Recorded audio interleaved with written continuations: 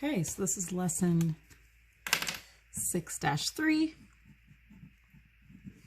and we're just continuing learning about transformations of trig functions. So last week we did translations, up, down, left, right, and today we're going to be doing dilatations, so stretching and compressing.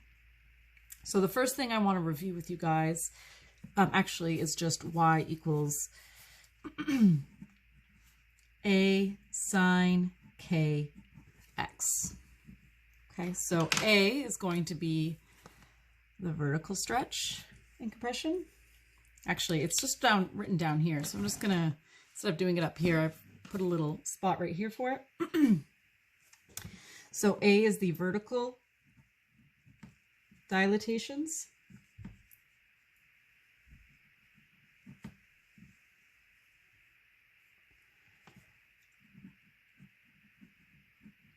And also you could have a reflection there.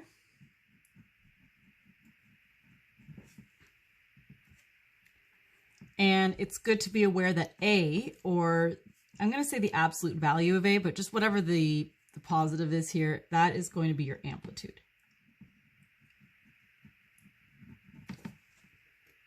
And I'm going to leave a little space here because I'm going to fill something out there afterwards. And then the K is the horizontal dilatation. So stretch or compression. And we don't really do horizontal reflections in this, so just ignore that. And then this has to do with the period, right? Because obviously if you're stretching or compressing the horizontal, then your period can either be larger or smaller, depending on the stretch or compression. So there's actually a formula for that. Period is going to be equal to 360 degrees divided by K. And you'll see that play out as we do some examples. So that's y equals a sine kx, and then we're going to have y equals a cos kx here. And just to review again with you guys, how to draw these. Just try to squish it here. If we have a min and a max, and then the center, that sine starts in the center and goes up. Ooh, that kind of sucks there. And negative sign goes like this. And cos starts at the max and goes down. And then negative cos starts at the minimum and goes up.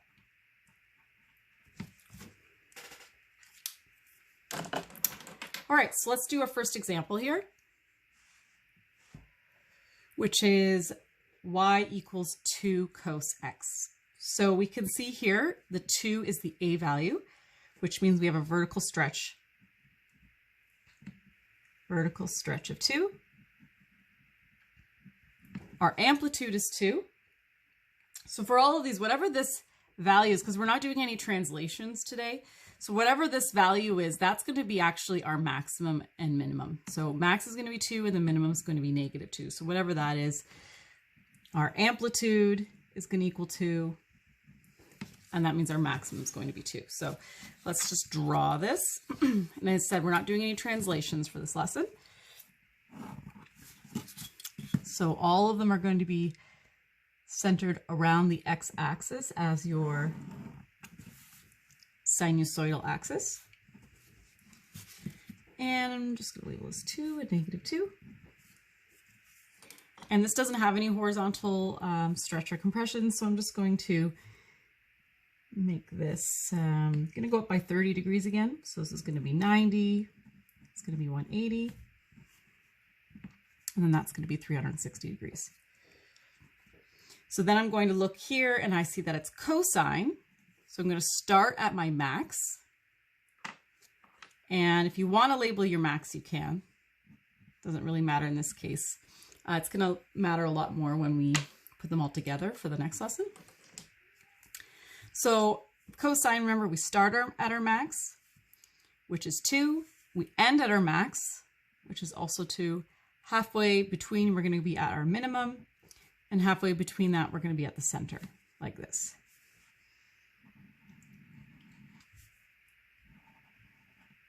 And you want to just extend until you've filled your entire graph there. So there is y equals cos x, but instead of having 1 here as your maximum, you have 2. So really, you could just draw a basic cosine graph, and then when you go to label it, instead of labeling it 1, you just label 2. And that's really the only difference in this question. Okay, so the next one here, we have y equals negative 3 sine x. Feel free to try this on your own if you'd like. We can see here that the amplitude is equal to, well, we have a vertical stretch of 3.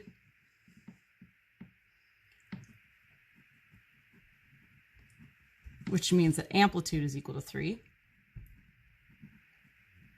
Amplitude is always the positive version of this, okay? Because amplitude is always positive. And then we have a vertical reflection.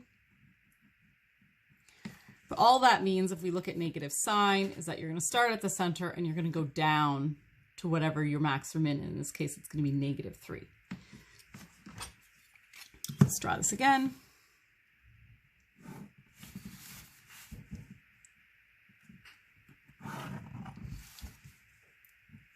It's going to be 90. I'm going to go up by 90, so I'm going to label this 180 degrees. And again, that's going to be 360. So I'm going to draw this, and if you want, you can label this as a negative 3. But as I said, you can just label it afterwards if you really wanted to. So it's sine, so I'm going to start at the center. And I'm going to go down to my minimum because it's a negative sine. Okay, so if you want to think about it, normally your sine function would have looked like this. So it's like you're multiplying. Maybe I'll just draw it really lightly so you guys can kind of see what I'm talking about. So normally your sine function would look like that. We're multiplying all of our y values by negative 3. So that just means instead of your maximum being 1, instead of your maximum being 1, it's now going to be at negative 3. Okay. So I'm going to do my key points here. Instead of being at negative 1, I'm now going to be at positive 3. And there are my 5 points.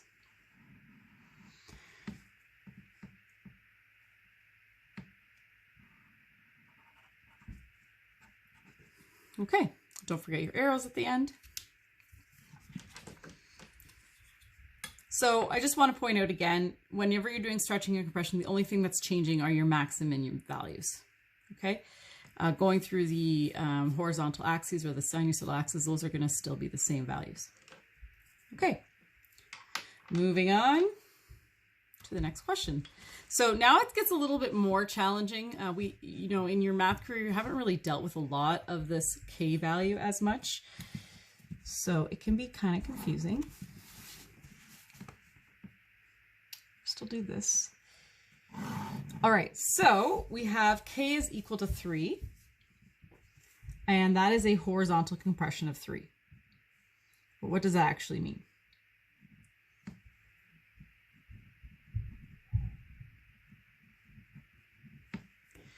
So if you recall, anything to do with x is the opposite. So instead of multiplying our x values by 3, we're going to divide all of our x values by 3. The easiest way to deal with that is just to take our period and divide it by 3. So if you remember our formula here, our period is going to be 360 divided by whatever k is. So our period is going to equal 360 degrees divided by 3 because we're dividing all of our values by 3. And if we know our period, then the rest is easy to draw. Okay, so here our period is now going to be 120 degrees. So I've already drawn this. I'm just going to label this 1 and this negative 1. We don't have a horizontal stretch or compression, or vertical stretch or compression, I should say.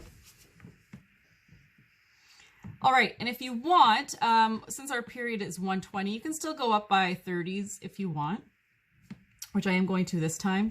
But yeah, as you'll see, we'll do other questions where the scale might not be as obvious, but let's just go like this. So this is going to be, if this is 90 degrees right here, then this, I'm going to start here. I have sine, so I'm starting at the center.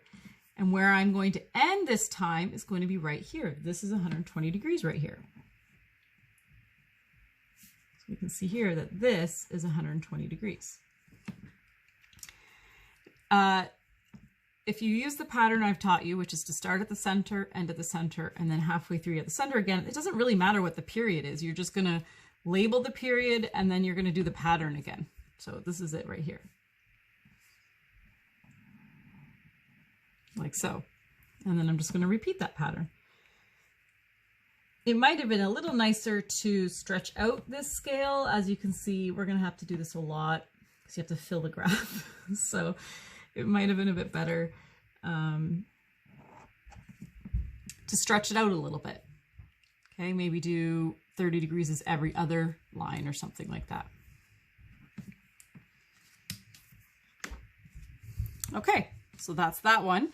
This one is exactly the same, except we're having to divide by a fraction. So here our period is going to equal 360 degrees, but instead of just dividing it by 3, I'm dividing it by 3/2, which means that's 360. Remember how to divide by a fraction. You're going to multiply and invert, so that's going to be times 2/3. So 360 times 2 divided by 3 is going to be 240 degrees. And we're dealing with sine again, so let's just draw that.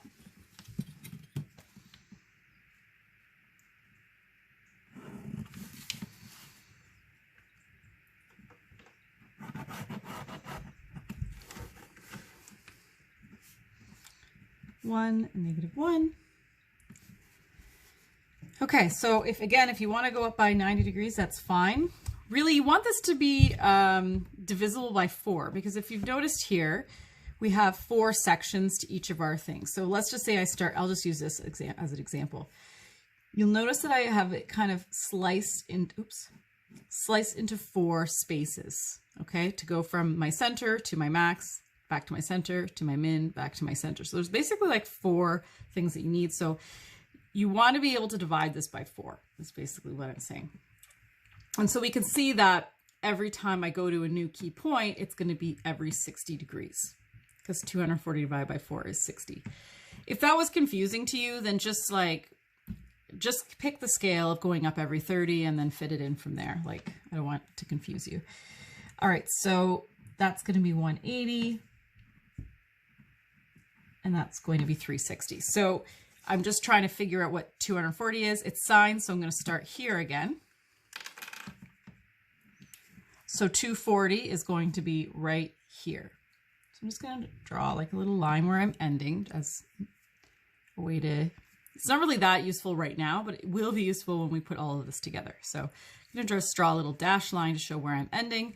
And then this is where it's going to be more useful to kind of like even just count in to see where the center is again. So center here, or you can do 240 divided by 2 to get 120. It's up to you. So this will be right here. Halfway, and then halfway between those, I'm going to be at my maximum. And halfway between those, I'm going to be at my minimum. And then I'm going to draw it. And continue the pattern. Like so.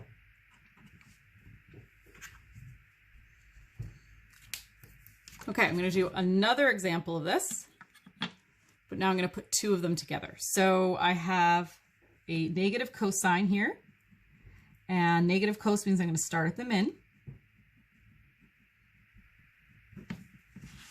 right? And then go up from there. My amplitude is 6.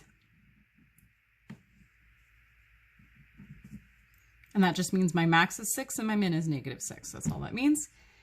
And my period is going to equal 360 divided by whatever my k value is. So in this case, it's 2/3. So it's just the opposite of the last one. So that's going to be 360 times 3/2.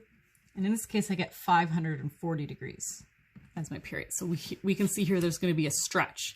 So instead of 360 degrees as my regular period, I'm now at 540. So we have a vertical stretch happening. Okay, so let's draw this.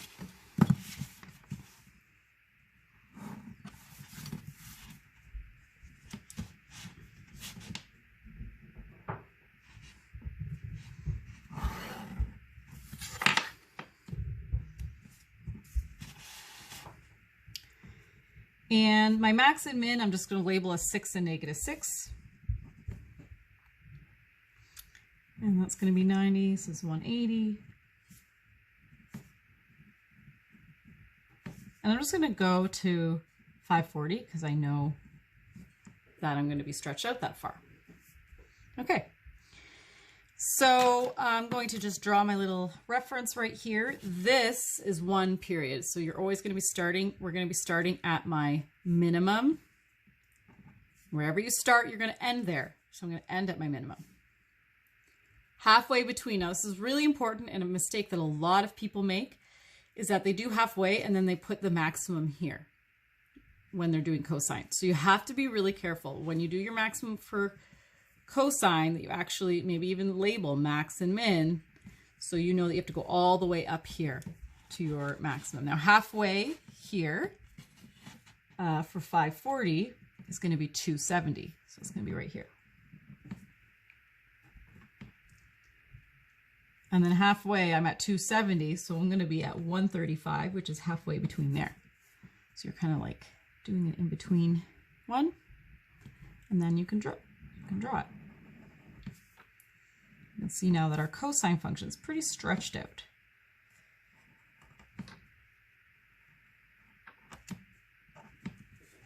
And there it is. Okay. So the next part here is determining the equation. Oh no, it's gotten shifted. Oh great. So when I went to fix this up, things have gotten shifted. So how am I going to fix this? I'll fix it when I upload the actual notes, so yours probably won't look like this because I'll have it fixed by then. So just ignore this line right here. Maybe I'll make it a little thicker. This should be my x-axis.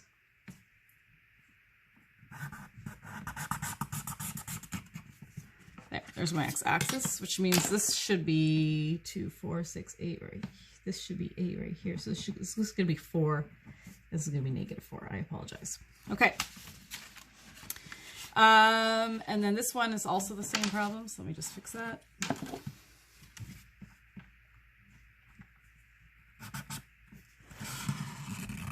That should be my x-axis because I want it to be halfway between the max and the min here. All right, and then this is going to be 2 here. And this is going to be, oh, no. Yeah, this is, oh man, 2, and this is -2 down here. Okay. So there's different equations, again, that can help you. Remember, we're looking for the A and the K value for each of these. Okay, so we need A and we need K.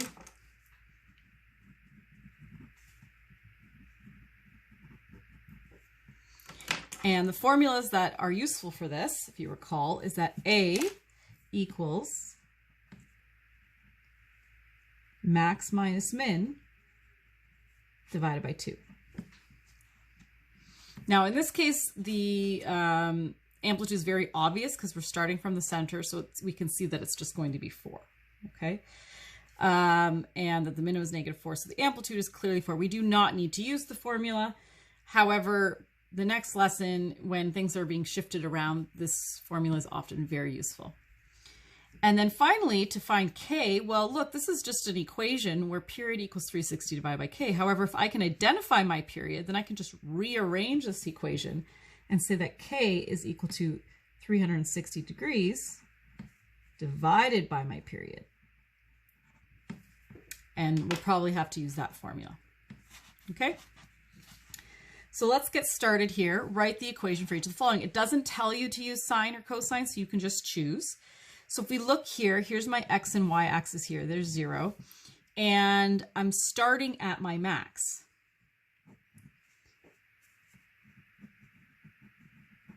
So if I'm starting at my max, I would personally choose cosine. You don't have to, but in this case, we're not working with shifting at all. So we're going to just start at max. So we want cosine. So I'm just going to write down here, cosine.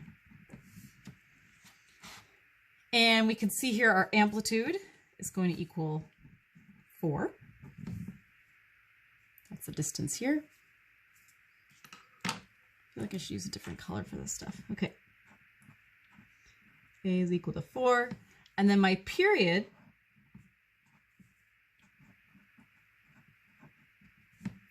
equals, now it's going up by 30, so it's going to be 30, 60, 90, 120. So since my period, now when you go to actually do your K, you always have to show this calculation, please. So 360, and then you're going to divide it by whatever your period is. In this case, it's 120 degrees. So then your K value is going to equal 3. So putting those 3 pieces of information together, we're going to have y is equal to 4 cos 3x.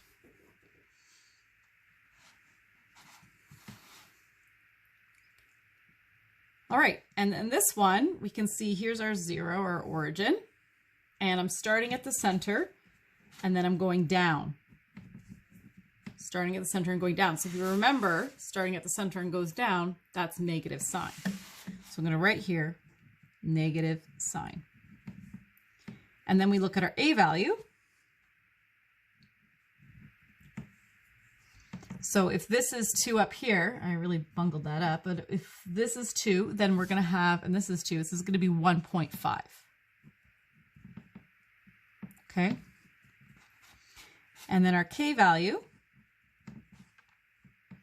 So to go from, now you have to figure out one full period. If I just go from here to here, you notice I don't actually get back to here, so I can't start here for my period. You want to pick a point where you can easily see where the beginning of the cycle is and where the end of the cycle is. So even if I start here, that's not very easy to figure out what the period is. To me, a very obvious spot is right here, from here to here. We can see that the period is equal to, so you're going to go 30, 60, 90, 30, 60, 90. So that's going to be 180 degrees. Okay, and I'm just going to actually write A is equal to 1.5 so we can see that. Okay, so period is 180, so we're just going to do 360 divided by 180. As I said, I really like to see this calculation because a lot of people mess it up. So it's probably better for you to show the calculation. So K is equal to 2. So therefore, our equation, I'm going to just put a line around it, it's going to be equal y equals negative 2. So remember, it's a negative sign. Sine, oh, negative 1.5. Wow.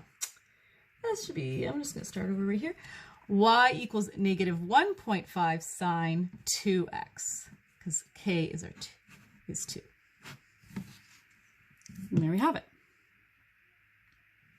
So that's the lesson. Please really try to understand, do all the homework before moving on to multiple transformations.